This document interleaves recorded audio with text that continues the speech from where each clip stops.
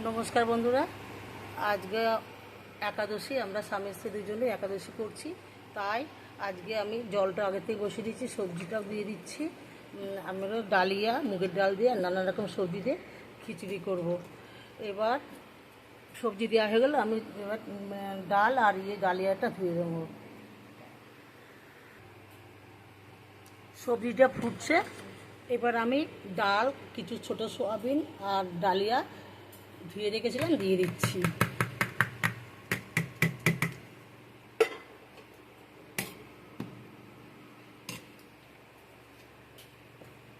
স্বাদ মতন নুন দিয়ে দিচ্ছি, আর 1 চামচি মতন হলুদ দিয়ে দিচ্ছি।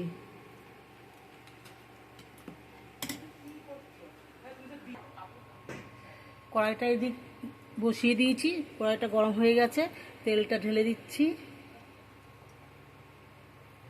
তেল দিয়েছি, 3টে লঙ্কা, 2টো তেজপাতা আর কিছু পাঁচফোড়ন।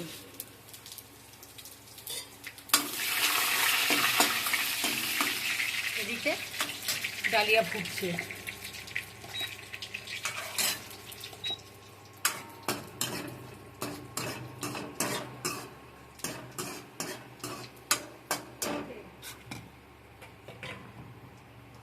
তেলটা গরম হয়ে গেছে, ফোড়নটা পুড়ে গেছে, এবার আমি ডালিয়ার মধ্যে ঢেলে দিচ্ছি।